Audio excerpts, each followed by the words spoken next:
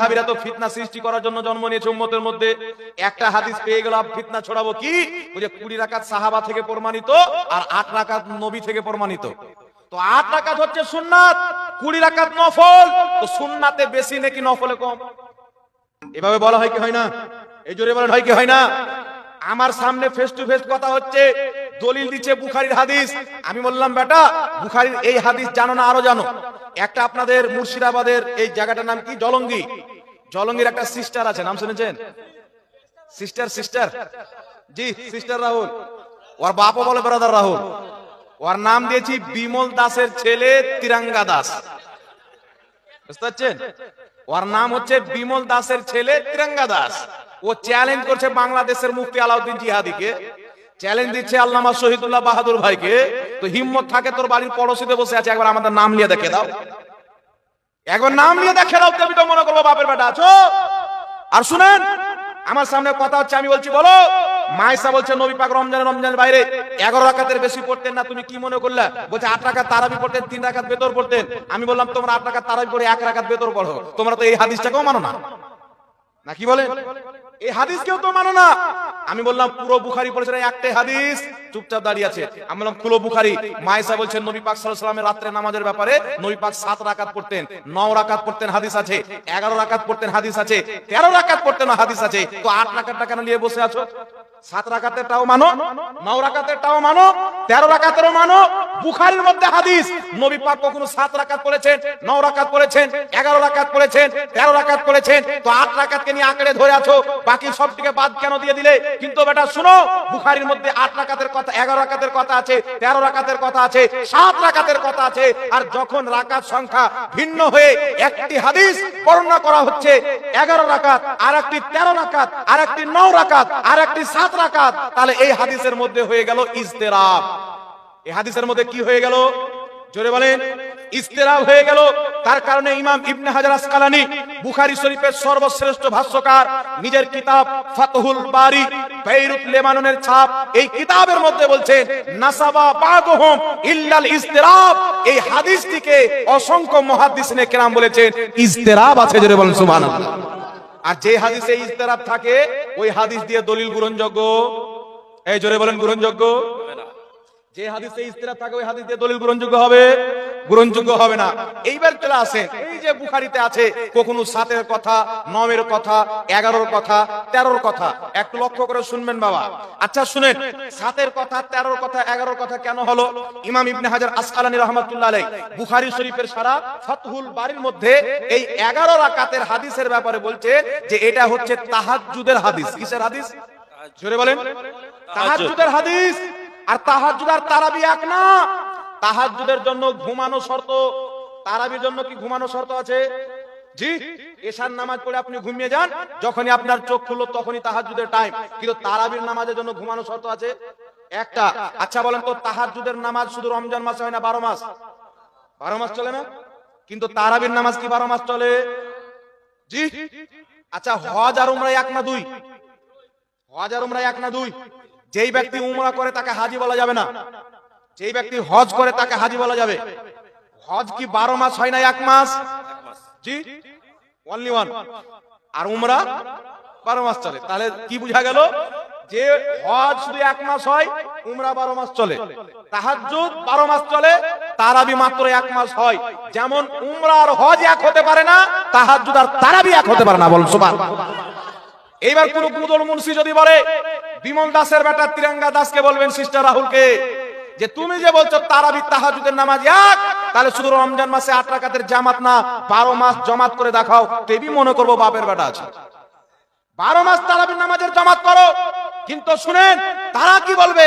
জগৎ বিখ্যাত ফকিহ, জগৎ বিখ্যাত মুহাদ্দিস, জগৎ বিখ্যাত ইমাম, ইমাম ইবনে কুদামা রাহমাতুল্লাহ আলাইহি নিজের কিতাব মুকনির মধ্যে লিখেছেন, কোন ব্যক্তি যদি তারাবির নামাজ আদায় করার পর তাহাজ্জুদের নামাজ আদায় করতে চায়, তাহলে বেতরের নামাজকে হাতে রেখে নিবে, আর একটু আরাম করে জাগার পর তারাবির নামাজ আদায় করবে, তারপরে শেষের বেলা বেতরের নামাজ পড়বে। জোরে বলেন সুবহানাল্লাহ।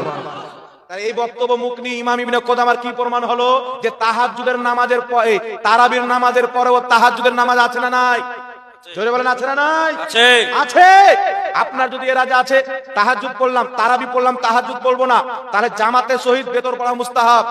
আর যদি আপনার এরাদা থাকে যে তারাবি তো পড়লাম, আমি তাহাজ্জুদের নামাজ পড়বো, তাহলে আপনি বেতরটাকে রেখে নেবেন, শেষের বেলা তাহাজ্জুদের নামাজ পড়ার পর আপনি বেতরের নামাজটা পড়ে নেবেন। জোরে বলেন সুবহানাল্লাহ। সুবহানাল্লাহ। বুঝতে পেরেছেন? তাই ইমাম ইবনে কুদামা ফতোয়া দিয়ে দিয়েছেন তারাবি তাহাজ্জুদের নামাজ এক না। একটা পাগলা লোকও বুঝতে পারে যে তারাবি জমাতে শহীদ হয় আর এক মাসই হয় রমজান মাসে, আর তাহাজ্জুদ 12 মাস হয়। একটা পাগলা বাচ্চা জানে কি জানে না? এই দাঁড়িওয়ালা পাগলগুলো বুঝতে পারলো না এতদিন থেকে নাকি? এদেরকে কি বুঝাবে? আমাদের দিকে একটা কথা বলে, আপনাদের বাংলাও শুনেছি, বোকা বুঝে ভাটিওয়ালা। আপনাদের দিকে আছে এই কথা? বোকা বুঝে ভাটিওয়ালা মানে যে আর কি একটা বোকা ধরনের লোক হয়, কি বলেন আপনারা?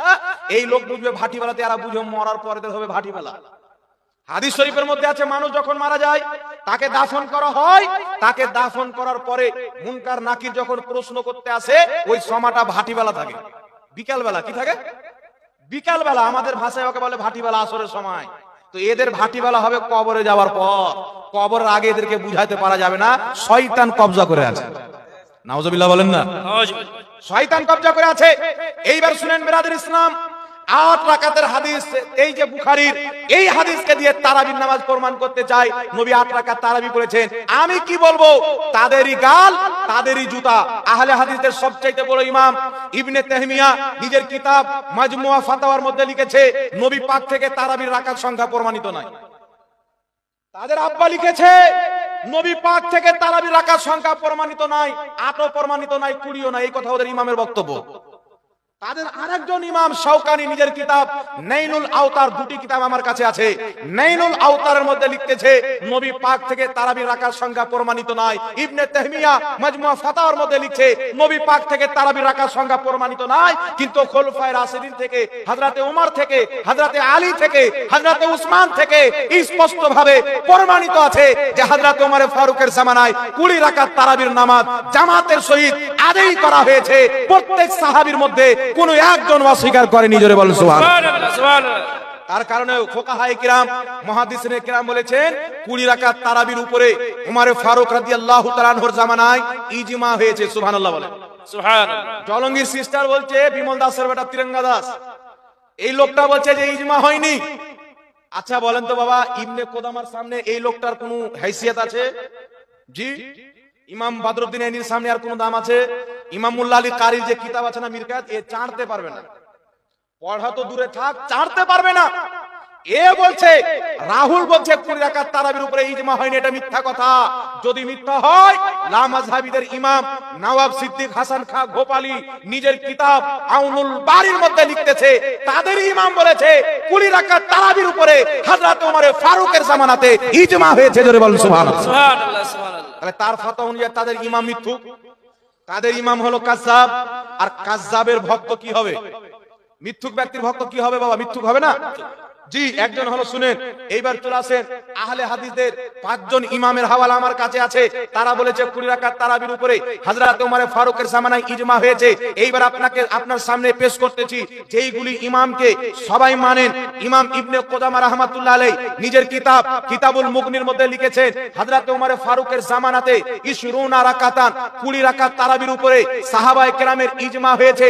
ইমাম মুল্লা আলী কারি মিশকাতের সারা মিরকাতের মধ্যে লিখেছেন 20 রাকাত তারাবির উপরে হযরত ওমর ফারুকের জামানায় ইজমা হয়েছে। ইমাম নাসাফি রাহমাতুল্লাহ আলাইহি, ইমাম নাসাই রাহমাতুল্লাহ আলাইহি নিজের কিতাবের মধ্যে লিখেছেন 20 রাকাত তারাবির উপরে ওমর ফারুকের জামানাতে সাহাবায়ে কেরামের ইজমা হয়েছে। একটা দুটো না, অসংখ্য ইমামগণ স্পষ্ট ভাবে বয়ান করে দিয়েছে যে 20 রাকাত তারাবির উপরে সাহাবায়ে কেরামের জামানাতে ইজমা হয়ে গেছে। জোরে বলেন সুবহানাল্লাহ। সুবহানাল্লাহ। তাহলে আজকে যদি কোনো মৌলবি বলে যে কোনোদিন মাদ্রাসায় পড়েনি, মাদ্রাসার গেট পর্যন্ত দেখেনি, যে তারাবির 20 রাকাতের উপরে ইজমা হয়নি, তার মানা যাবে না 1000 বছর পূর্বের ইমামের কথা মানা যাবে? জোরে বলেন। ফায়সালা তো 1000 বছর পূর্বে হয়ে গেছে। 1 লক্ষ হাদিসের হাফিজ, 1.25 লক্ষ হাদিসের হাফিজ, 2 লক্ষ হাদিস মুখস্থ রাখনেওয়ালা, 3 লক্ষ হাদিস মুখস্থ রাখনেওয়ালা, 5 লক্ষ হাদিস মুখস্থ রাখনেওয়ালা স্পষ্ট ফতোয়া দিয়েছেন যে 20 রাকাত তারাবির উপরে ইজমা হয়েছে। জোরে বলেন সুবহানাল্লাহ।